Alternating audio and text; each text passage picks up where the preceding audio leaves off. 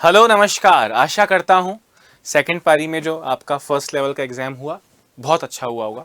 धीरे धीरे सब बाकी सब्जेक्ट के वीडियोस भी आपको मिल रहे हैं। साइकोलॉजी लाइव भी हो रही है, टीचिंग मेथड्स और साइकोलॉजी लाइव हो रही है। अभी हम मैथ्स के जो आपके 20-22 क्वेश्चंस आए उनकी बात करते हैं। मेनली तो आंसर्स बताने के लिए मैं आप सबके सामने आया हूँ। मुझे उम्मीद है पेपर देख के मुझे लगा कि एक दो क्वेश्चंस को अगर मान लीजिए कि उस वक्त नहीं भी बैठ रहा था तो अलग बात थी, पर लगभग पेपर औसत या औसत से नीचे के लेवल पर ही था। मतलब एक अच्छा स्कोर आप इसमें प्राप्त कर सकते थे, पर जो हो गया बहुत अच्छा हुआ तो भी उछल कूद की ज़रूरत नहीं, और अच्छा नहीं भी हुआ तो भी आपको हताश होने की ज़रूरत नहीं। आगे लक्ष्य बहुत सारे बाकी हैं। अभी तो नापी है मुट्ठी भर ज़मीन, अभी पूरा आसमां बाकी है। तो देख लेते हैं क्या क्या सही था, क्या क्या गलत था। आंसर की डिस्क्रिप्शन में लिंक मिल जाएगा, वहाँ पे आपको पूरी आंसर की भी मिल जाएगी। ठीक है। हाँ, बोले आवर्ती संख्या 0.1233 के ऊपर बार के बराबर भिन्न कौन सा है? दोस्तों 123 दिख रहा है। हाँ सर। कितनों के ऊपर बार नहीं है? सर 12 के ऊपर। कितने के ऊपर बार है? सर एक संख्या के ऊपर बार है तो एक बार लिखा 9। और कितनों के ऊपर बार नहीं है? सर 2 के ऊपर बार नहीं है, मतलब 111/900। 3 से काटोगे तो 37/300। 37/300 ऑप्शन सी करेक्ट है। Moving to the next question. 50 पैसे के 16 सिक्के। दोस्त 50 पैसे मतलब आधा रुपया के 16 सिक्के मतलब 8 रुपए। 8 रुपए के बराबर मूल्य, तो 8 रुपए के बराबर मूल्य देखिए। 2 रुपए के 3 सिक्के 6 रुपए। 25 पैसे के 8 सिक्के 2 रुपए। 6 रुपए और 2 रुपए 8 रुपए के बराबर।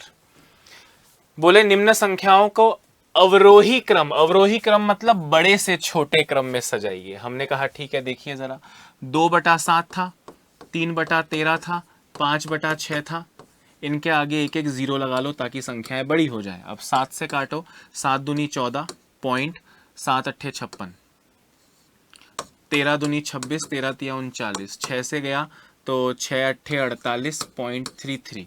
अब आप मुझे बताओ अवरोही क्रम सबसे बड़ा सर 5/6, उससे छोटा सर 2.8 यानी 2/7, उससे 3/13। कौन सा ऑप्शन है सर? ये ऑप्शन तो सर 5/6, 2/7, 3/13 ऑप्शन ए लग रहा है। इसका मान क्या है? अब ढंग से सॉल्व कर लेना भाई। ढंग से सॉल्व करोगे तो आंसर मिल जाएगा 17/30। बहुत ज़्यादा कुछ बताने को है नहीं, है ना? फिर भी -3/5 -1 3/5 -2 2/3 माइनस माइनस प्लस हो गया, +4 5/6। ज़रा गौर से मेरी बात को सुनना।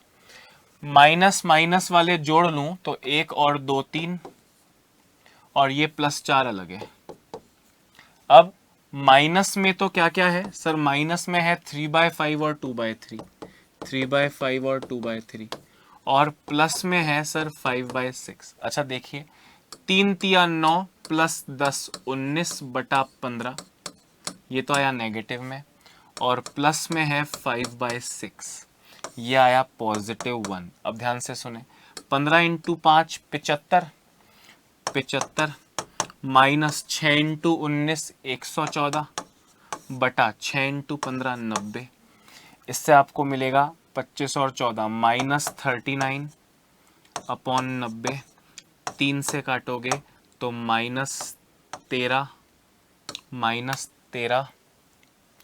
-13/30। अब +1 और -13/30, 13 और 30 का अंतर 17, तो 17/30 आपका आंसर होता। ऑप्शन डी करेक्ट है। अभी ज़्यादा एक्सप्लेनेशन पे ध्यान मत दो, डिटेल में समझाना होता धीरे धीरे तसल्ली से समझाता। मेनली तो भी अपने आंसर्स टैली कर लो। अगले क्वेश्चन पे चलते हैं। अच्छा, आपका आंसर, आपका क्वेश्चन का सीरीज अलग हो सकता है, तो आप क्वेश्चन नंबर पे नहीं, क्वेश्चन पे ध्यान दें कि कौन सा प्रश्न था, और उसका आंसर ए भी नहीं कि उसका आंसर 16 है या 30 720 है, ऐसे ध्यान दीजिएगा। बड़ी से बड़ी संख्या जिससे 244 और 2052 को विभाजित करने पर प्रत्येक स्थिति में 4 शेषफल प्राप्त हो। दोस्तों मैं 244 को किसी से भाग दूंगा और 4 शेषफल प्राप्त होगा, मतलब 240 उससे पूरा कटेगा। और वैसे ही 2052 में से मैं मतलब 2052 को किसी से भाग दूंगा तो 4 शेषफल बचेगा, मतलब 2048 पूरा कट जाएगा। तो इन दोनों का HCF मसप आपको निकालना है। आप जब निकालेंगे तो आपका आंसर 16 आ जाएगा। कैसे, आप जरा ध्यान से देखिए। आप इसे लिख सकते हैं sir 2 into 2 into 2 into 2 into 3 into 5, और इसको आप लिख सकते हैं 2 की पावर 11। 2 इंटू 2 इंटू 2, ये 2 की पावर 11 होता है। आप गुणनखंड करेंगे ना, तो देखो अधिकतम 4 बार, 2 कॉमन है, 11 बार मतलब 4 बार तो है ही, तो 2 की पावर 4 16 होता है। ऑप्शन 20 का HCF हो जाएगा। पी ने 9,000 रुपए का ऋण 8.5% साधारण ब्याज की दर से 2 वर्ष 8 महीने के लिए उधार लिया, तो उसे कुल कितनी राशि पुनः लौटानी पड़ेगी? कुल कितनी राशि पुनः लौटानी पड़ेगी मतलब मिश्र धन की बात कर रहे हैं। अच्छा, 2 वर्ष और 8 महीने, 8 महीने को मैं 2/3 वर्ष बोल सकता हूं, तो 3 दूनी 6 प्लस 2 8/3 वर्ष। 8/3 वर्ष। साधारण ब्याज का फॉर्मूला होता है मूलधन इंटू दर इंटू समय बटा 100। 2 शून्य से 2 शून्य गए, पॉइंट हटाओ, 0 लगाओ, 0 से 0 गया, 3 से गया 3 बार, 85 इंटू 8 करोगे तो 680 रुपए। 3 इंटू 85, अच्छा 85 इंटू, सॉरी 3 इंटू 85 भी तो करना था।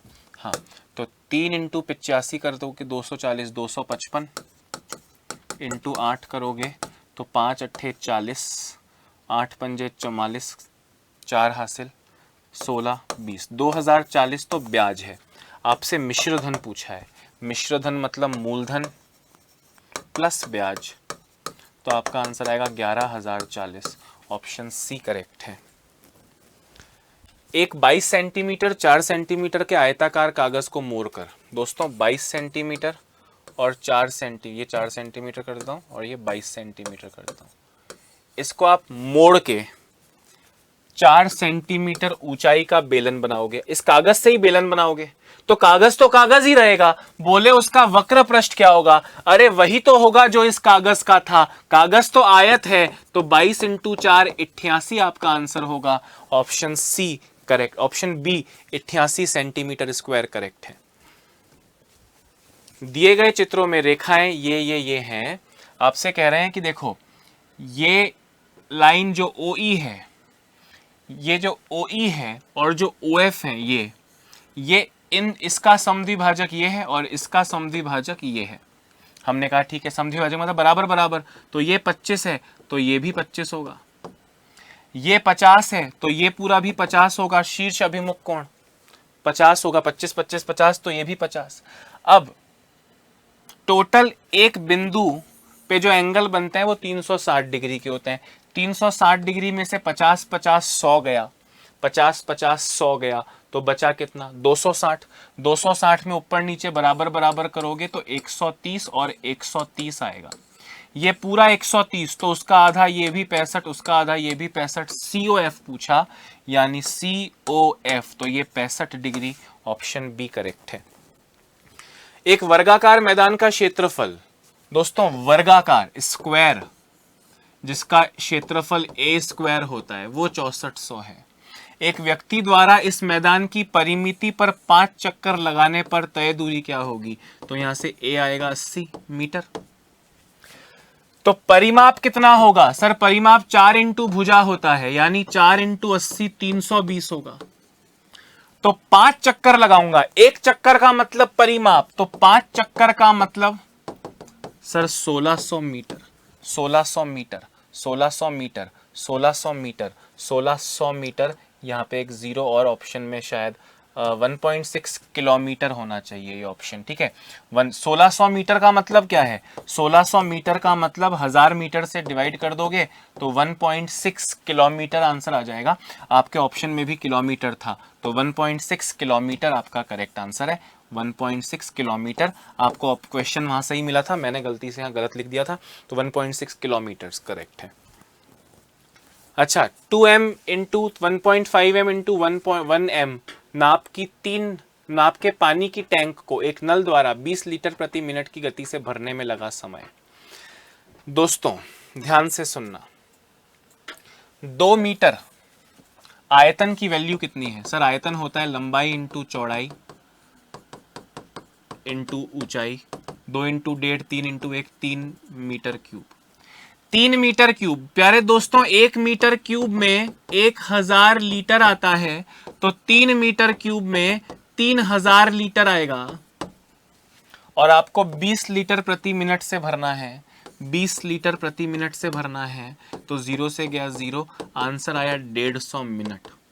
अब 150 मिनट ऑप्शन में है क्या सर? 150 मिनट ऑप्शन में नहीं है, तो अगर 150 मिनट नहीं है, आप जानते हो 150 मिनट का मतलब 1 घंटा 60 मिनट का, 2 घंटा 120 मिनट का, 120 मिनट के 2 घंटे बचे 30 मिनट और, तो 2.5 घंटा या 2 घंटा 30 मिनट, जैसा भी ऑप्शन हो, 2 घंटा 30 मिनट, ऑप्शन डी करेक्ट है। 1 करोड़ 1 लाख 1,000 101 दोस्तों, 101, 1000, 1 लाख, 1 लाख, लाख में 5 जीरो होते हैं, 1 2 3 4 5, 1 करोड़, 1 करोड़, तो 101101 ऐसा कौन सा ऑप्शन है सर? ऐसा ऑप्शन बी है। अब इसको तरीके से तो ऐसा, मतलब मैं कह रहा हूं इतने छोटे से क्वेश्चन के लिए मैं आपको समझाता हुआ अच्छा नहीं लगूंगा। 1 करोड़ सर, 1 करोड़ का मतलब 1 2 3 4 5 6 7। 1 लाख सर, इकाई दहाई सैकड़ा हजार 10,000 1 lakh sir, 1 lakh. 1000 sir, 1000। 101 sir, 101। अब आप इसको जोड़ोगे तो यही वैल्यू मिलनी है, ठीक है, ऑप्शन बी करेक्ट है, 10101101। यदि P1 P5 31 P5 3 का गुणज है दोस्तों, 3 का गुणज है का मतलब अंकों का योग, अंकों का योग 3 से भाज्य होना चाहिए, ठीक है। तो P दहाई अंक है, हमने कहा इकाई दहाई दहाई अंक है, तो P का अधिकतम मान देखो, इन सब का योग जो है वो 3 से भाज्य होना चाहिए। 3 + 1 4 + 5 9 प्लस P। अब 9 तो 3 से भाज्य है, P को भी 3 से भाज्य होना चाहिए, तो 3 से भाज्य 0 भी होता है, 3 भी होता है, 6 भी होता है, 9 भी होता है, 1 अंक। वैसे तो 12 15 भी होता है, पर 1 अंक। तो बोल रहे अधिकतम, अधिकतम तो 9 होता है, ऑप्शन ए करेक्ट है। बोले इसको इसको इसको इसका इसका मान बताओ। हमने बोला सबसे पहले डिवाइड करते हैं, आया 5, फिर मल्टीप्लाई करते हैं 12 × 36 3 कैरी 36 3 कैरी, और फिर ये प्लस माइनस करते हैं 25 प्लस माइनस 20 20 25 माइनस 5 25 माइनस, पहले इनको ऐड कर लो, चलो 25 और 396 को ऐड करोगे तो 421 आएगा, माइनस 5 करोगे तो 416 आएगा, 416 ऑप्शन सी। बोले वो कौन सी छोटी से छोटी संख्या है जो 1 से 10 की संख्याओं से विभाज्य है? 1 से 10 तक की संख्याओं से विभाज्य है। इसका आंसर 2520 है। यह आपको याद करने के लिए कहा जाता है। जो 1 से लेकर 10 तक, यानी 1 2 3 4 5 6 7 8 9 10 सबसे भाज्य हो, ऐसी संख्या 2520 होती है। आपको याद रखना है, ठीक है। हाँ, संख्या 60321045 में 3 4 तथा 5 के स्थानीय मानों का गुणनफल। दोस्तों स्थानीय मानों का गुणनफल, 3 का स्थानीय मान क्या है सर? 3 का स्थानीय मान है 300000, 3 के आगे 00000। 4 का स्थानीय मान क्या है सर? 40, 4 के आगे एक डिजिट है मतलब 40। और 5 का स्थानीय मान क्या है सर? 5 का स्थानीय मान तो 5 ही है। इनको गुणा करो, 3 चौक 12 पंजे 3 चौक 12 पंजे 60, 60 के बाद 1 2 3 4 5 6 0, 60 के बाद 6 0, 60 के बाद 1 2 3 4 5, 60 के बाद 1 2, मतलब टोटल जीरो कितने होने चाहिए? 1 2 3 4 5 6 7 जीरो होने चाहिए। तो 3 4 5 6 7, ऑप्शन डी इसका करेक्ट आंसर है। 2 अंकों की सबसे बड़ी व सबसे छोटी अभाज्य संख्या में अंतर। दोस्तों 2 अंकों की सबसे बड़ी व सबसे छोटी अभाज्य संख्या, ध्यान से मेरी बात को सुनना। 2 अंकों की सबसे बड़ी अभाज्य संख्या सर, 2 अंकों की सबसे छोटी अभाज्य संख्या तो 11 होती है, और सबसे बड़ी 2 अंकों की 97 होती है। इनका अंतर कितना है सर? इनका अंतर 86 है। Option B is the correct answer. यदि 12 दर्जन पेनों का मूल्य 720, दोस्तों 12 दर्जन, दर्जन में भी तो 12 होते हैं, तो 25 पेनों का मूल्य दोस्तों 720 में 12 दर्जन आए और हर दर्जन में 12, तो 12 इंटू 12 144। तो बोले 25 पेनों का मूल्य बताओ, तो इंटू 25 कर दो, एक का निकलेगा, 25 से गुणा करके 25 का निकलेगा, 12 से जाएगा 60 बार, 12 से जाएगा 5 बार, 5 into 25 sir 125। Option C correct है। 5 छात्रों का औसत भार 40 किलोग्राम है।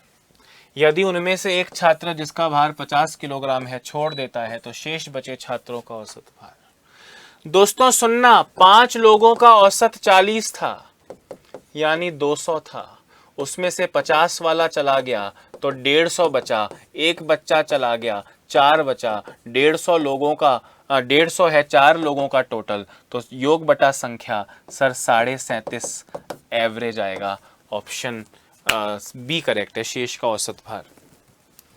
बोले एक वस्तु 10% लाभ से विक्रय मूल्य 330 रुपए है, तो वस्तु का क्रय मूल्य दोस्तों 10% लाभ, मैंने 100 में खरीदा, 10% लाभ में बेचा, मतलब 110% में बेचा, जो असली में 330 में बेचने के बराबर है, तो क्रय मूल्य मतलब 100% की वैल्यू कितनी होगी? आंसर होगा 300 रुपए, ऑप्शन डी। बोले एक विद्यालय में श्रमदान शिविर के अंतर्गत 12 छात्र 7 घंटे सफाई करते हैं। यदि उतना ही भाग 6 घंटे में साफ करना हो, दोस्तों 12 छात्र 7 घंटे तो 6 घंटे आएगा, 14 लोगों की आवश्यकता होगी। Option A. 20 मीटर लंबी 5 मीटर ऊंची और 50 सेंटीमीटर मोटी दीवार जिसमें 2 दरवाजे 2 मीटर 1.5 मीटर के माप के हैं, बनाने में 25, 16 और 10 सेंटीमीटर की कितनी ईंटों की आवश्यकता है? दोस्तों दरवाजा दीवार के क्षेत्र को खाता है, कम करता है, तो ये एक बड़ी दीवार थी, उसमें 2 दरवाजे हैं, ये दीवार है 20 मीटर और 5 मीटर की, 5 मीटर 20 मीटर यानी 5 इंटू 20 100 मीटर स्क्वायर की दीवार है। दरवाजे हैं 2 इंटू 1.5 के, 2 इंटू 1.5 के यानी 3 का दरवाजा ये, 3 का दरवाजा ये, तो 6 मीटर स्क्वायर के दरवाजे हो गए। तो शेष दीवार, जो दीवार बनी वो आई 100 माइनस 6 बोले तो 94 मीटर स्क्वायर के। अच्छा 94 मीटर स्क्वायर के दीवार का क्षेत्र हुआ और उसकी मोटाई है 50 सेंटीमीटर। कितनी है? 50 सेंटीमीटर। इसमें ईंटें लगा रहे हो 25, 16, 10 की, 25 सेंटीमीटर, 16 सेंटीमीटर और 10 सेंटीमीटर की। अच्छा अब 94 मीटर, सबको सेंटीमीटर में बदल दो, 94 मीटर को सेंटीमीटर में बदला 100, ये मीटर स्क्वायर है तो एक और 100 इंटू 50 अपॉन 25 इंटू 16 इंटू 10। 25 से गया 4 बार, हाँ या ना, 0 से गया 0, 4 से गया 4 बार, 4 से गया 25 बार, 4 से 4 कट गया। 94 इंटू 25 करना है भाई, 94 इंटू 25 इंटू 5 भी करना है, तो 125 इंटू 94, 8 से जाएगा 1 बार, 8 से जाएगा 1 बार, बचेगा 6, 750, 11,750। ऑप्शन ए करेक्ट है।